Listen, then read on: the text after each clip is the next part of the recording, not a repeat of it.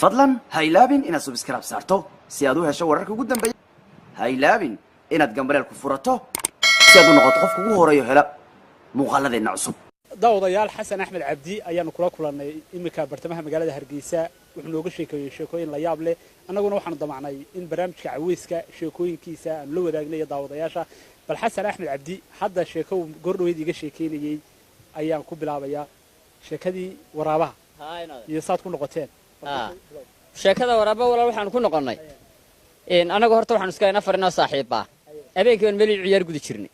kadibna habeenada ka iiba joogteen ciyaartu ciyaartii anaga joogna in haddana fiidka ayaan iska qaban jirnay oo ciyaar gudi jirnay kadib labadan nin kale nala saaxiibada un baan waay jirnay marka meesh laga soo dararo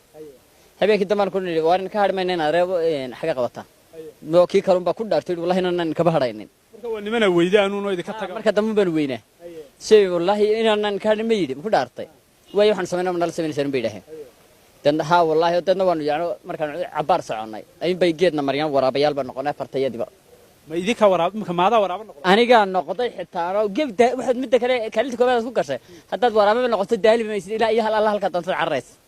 oo imsa xoolaha markaa dadkii ka markaan Jabuuti tagtay marino hal dilay mid oo meeshii la qabanayay isaga garanayo markiiba soo dhuftay docda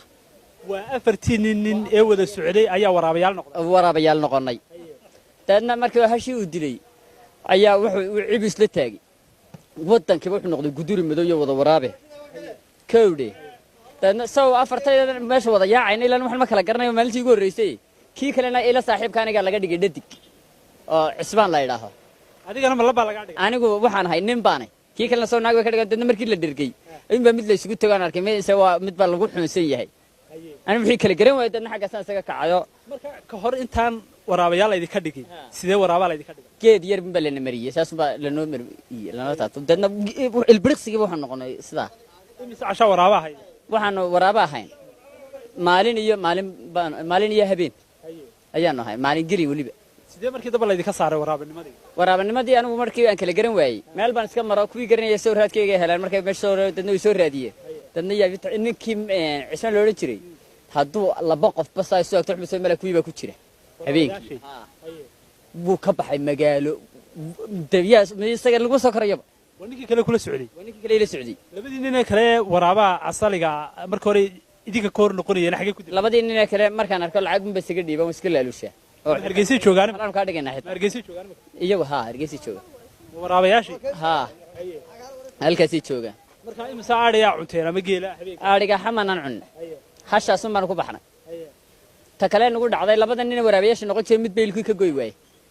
oo soo qofan wixiisa laba cunin baan cuneen oo waalkii waraaba inta la leeg ay kaba goy waayeen dawladaan u tagnay dad markaas ay dhaheen qofka ay wixiisa la cunin xalaal cuna cunteen waa inay xaqiisi u celisaan dabeerta meeshii ku warwareegna markaas ay dasuul halba bahaliga dilayo waxa inta meeshii tagan warays tagan waxaan ku weydiiyay iminka de sheekada waanu baahinaynaa idinka iyo adiga ku dhaaday iminka marka aad mar baan waraaba noqday dadku say ku aaminayaan inaad marar badan noqoto waayo waraabaan caruur badan baa la waayay bal xaaladaha waxa loo baahinaya horta inaad waxyaalo fara badan way isbedbedelaan